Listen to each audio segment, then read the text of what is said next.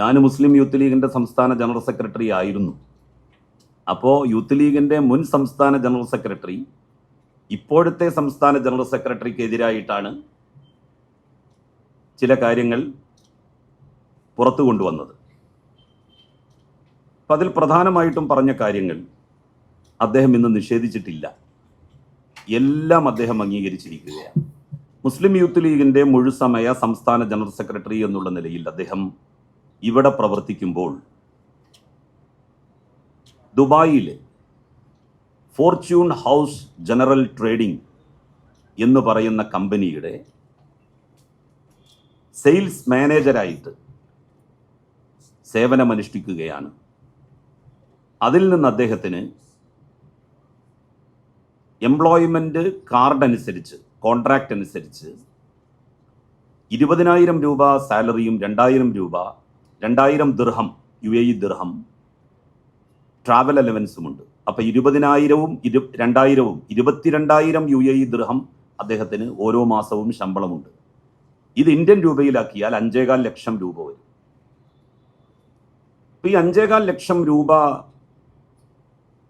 മാസശമ്പളം കിട്ടാൻ മാത്രം എന്ത് പ്രവൃത്തിയാണ് ഫിറോസ് ഇവിടെ എടുക്കുന്നത്? അദ്ദേഹം പറയുന്നത് ഇപ്പോൾ ഓൺലൈനായിട്ട് ചെയ്യാം പ്രവൃത്തി, അതുപോലെ തന്നെ ഓഫീസ് ഇല്ലാതെ തന്നെ ചെയ്യാം.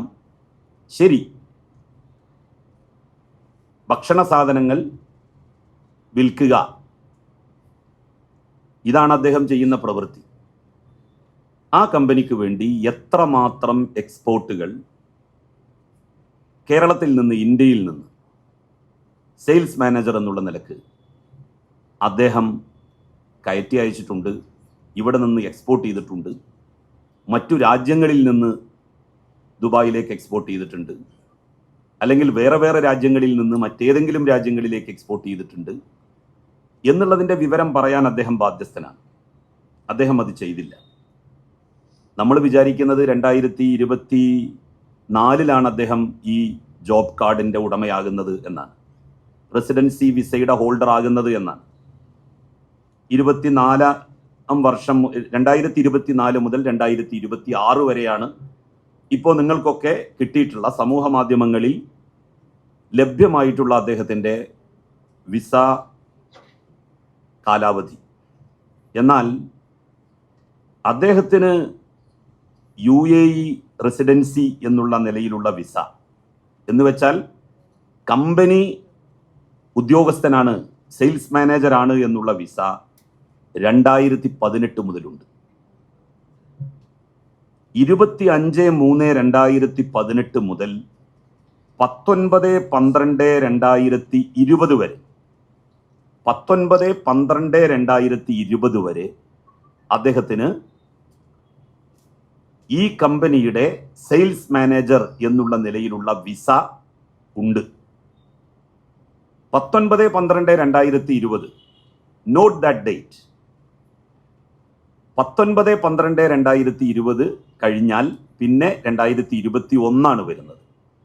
2021 മാർച്ച് മാസം അവസാനത്തിലാണ് തെരഞ്ഞെടുപ്പ് വരുന്നത്, നിയമസഭാ തെരഞ്ഞെടുപ്പ്. ആ നിയമസഭാ തെരഞ്ഞെടുപ്പിൽ ശ്രീ ഫിറോസ് താനൂരിൽ നിന്ന് മുസ്ലിം ലീഗിൻ്റെ UDFൻ്റെ സ്ഥാനാർത്ഥിയായി മത്സരിക്കുകയാണ്. അങ്ങനെ മത്സരിക്കുമ്പോൾ നോമിനേഷൻ കൊടുക്കേണ്ടി വരുന്ന സമയത്ത് UAE വിസ ഒരു തടസ്സമായി ഉന്നയിക്കപ്പെടുമോ എന്ന് ഭയന്ന് അദ്ദേഹം അത് കുറച്ച് നാളത്തേക്ക് വേണ്ടെന്ന് വെക്കുകയാണ്. എന്നിട്ട് 29/3/2022 മുതൽ 29/3/2022 മുതൽ 18/3/2024 വരെ വീണ്ടും അതേ വിസ അദ്ദേഹം കരസ്ഥമാക്കുകയാണ്. ഒരു ചെറിയ ഇടവേളയ്ക്ക് ശേഷം 18/3/2024 ക്യാൻസലായ അല്ലെങ്കിൽ എക്സ്പയറി ആകുന്ന വിസ അദ്ദേഹം വീണ്ടും പുതുക്കി. അത് 2026 വരെ കാലാവധിയുള്ളതാണ്. 5,15 ലക്ഷം രൂപയാണ് ഓരോ മാസവും അദ്ദേഹത്തിന് ശമ്പളമായിട്ട് കിട്ടിക്കൊണ്ടിരിക്കുന്നത്. ഈ ഓഫീസിൻ്റെ ലൊക്കേഷൻ അദ്ദേഹം ഒന്ന് പുറത്തു വിടണം. ദുബായിൽ എവിടെയാണ് ഈ കമ്പനിയുടെ ഓഫീസ് പ്രവർത്തിക്കുന്നത് എന്ന വിവരം അദ്ദേഹം പുറത്തുവിടണം. ഞാൻ അന്വേഷിച്ചിടത്തോളം ദുബായിൽ ഇങ്ങനെ ഒരു കമ്പനിയുടെ ബോർഡ് അന്വേഷിച്ച ആർക്കും കണ്ടെത്താൻ കഴിഞ്ഞിട്ടില്ല. ഇനി ഏതെങ്കിലും ഉൾഭാഗത്ത് ഒരു ചെറിയ ബോർഡോ മറ്റോ വെച്ച് അങ്ങനെ ഒരു കമ്പനി ഉണ്ടോ എന്നുള്ളത് അറിയില്ല. ഭക്ഷണ വസ്തുക്കളുടെ വിൽപ്പനയാണ് ഈ കമ്പനി നടത്തുന്നത് എന്നാണ് പറയുന്നത്. എങ്കിൽ ഈ കമ്പനിയുടെ UAE-യിലെ ബിസിനസ് സംബന്ധമായിട്ടുള്ള രേഖകൾ അദ്ദേഹം പുറത്തുവിടണം. അദ്ദേഹം സെയിൽസ് മാനേജറാണല്ലോ. ആകെ ഈ കമ്പനിയിൽ 3 ജീവനക്കാരേ ഉള്ളൂ. ഒരാള് സെയിൽസ് മാനേജർ, ഒരാള് എക്സിക്യൂട്ടീവ് മാനേജറോ പർച്ചേസ് മാനേജർ, ഒരാള് ഓപ്പറേറ്റിംഗ് മാനേജർ. ഇങ്ങനെ പറഞ്ഞിട്ടുള്ള 3, അത് ഞാനിന്ന് എൻ്റെ FB-യിൽ ആ 3 ആളുകളുടെ തസ്തികകൾ അത് അവരുടെ സൈറ്റിൽ നിന്ന് എടുത്തിട്ട് തന്നെ കൊടുത്തിരുന്നു. 3 മാനേജർമാർ മാത്രമാണ് ആ കമ്പനിക്കുള്ളത്. പണ്ട് CH മുഹമ്മദ് കോയ സാഹിബ് വിമത ലീഗ് ഉണ്ടായ സമയത്ത് എല്ലാ നേതാക്കന്മാരും അന്ന് അഖിലേന്ത്യാ ലീഗിലാണ്. അഖിലേന്ത്യാ ലീഗിനെ കുറിച്ച് പറഞ്ഞൊരു വാചകമാണ് എനിക്ക് ഓർമ്മ വന്നത്. അഖിലേന്ത്യാ ലീഗ് ഡച്ച് പട്ടാളം പോലെയാണ്. All are commander in chiefs, there is no soldiers to fight.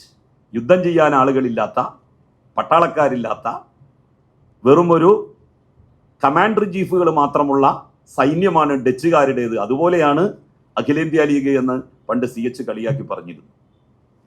സത്യത്തിൽ CHന്റെ ആ വാക്കുകൾ പ്രസക്തമാകുന്നത് ഫിറോസിന്റെ കമ്പനിയുമായിട്ട് കൂടി ബന്ധപ്പെട്ടാണ്.